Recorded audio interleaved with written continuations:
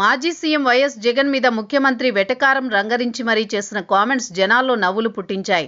తిరుపతి జిల్లా నాయుడుపేటలో చంద్రబాబు టిడ్కో ఇళ్ల లబ్ధిదారులకు గృహప్రవేశం చేయించే కార్యక్రమానికి శ్రీకారం చుట్టారు.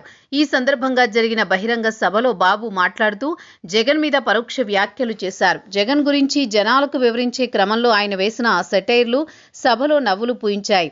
ఏపీలో ఎవరు అధికారంలో ఉండాలి, ఎవరు ప్రతిపక్షంలో ఉండాలి అన్నది నిర్ణయించేది ప్రజలే అని చంద్రబాబు అన్నారు. మీరు ఓటేసి మాకు అధికారం ఇచ్చారని గుర్తు చేశారు. అలాగే ప్రతిపక్ష హోదా ఇచ్చేది ప్రజలే కానీ తాను కాదని బాబు చెప్పారు. కానీ ఒక ఆయన ప్రతిపక్ష హోదా ఇమ్మని నన్ను అడుగుతున్నారు అంటూ కామెంట్స్ చేశారు.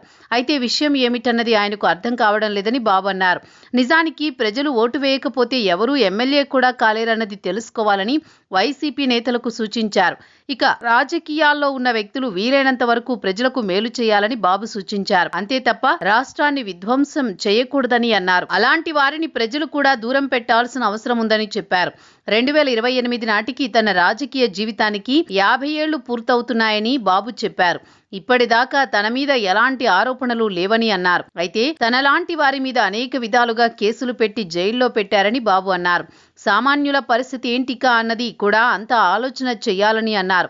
అంతేకాదు సామాజిక మాధ్యమాల్లో అసభ్యంగా పోస్టులు పెట్టి ఆడబిడ్డలను రోడ్లపైకి లాగుతున్నారని బాబు ఫైర్ అయ్యారు. ఎక్కడైనా సీఎం బాగా పనిచేస్తేనే రాష్ట్రం బాగుంటుందన్నారు. కానీ గత వైసీపీ పాలనలో గంజాయి, డ్రగ్స్ కు కేంద్రంగా ఏపీ మారిందన్నారు చంద్రబాబు.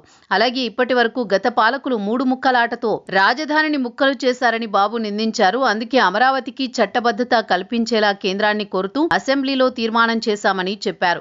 దేశంలో ఎక్కడా లేని విధంగా సామాజిక పెన్షన్తో పాటు వివిధ సంక్షేమ కార్యక్రమాలు చేస్తున్నామని చెప్పారు. పథకాల అమలులో ఉద్యోగులు ఎలా వ్యవహరిస్తున్నారో కూడా ఎప్పటికప్పుడు తనిఖీ చేస్తున్నామని చెప్పారు. అలాగే 2029 నాటికి అందరికీ ఇళ్లు ఇవ్వాలని ప్రభుత్వం ఆలోచిస్తోందని చంద్రబాబు అన్నారు.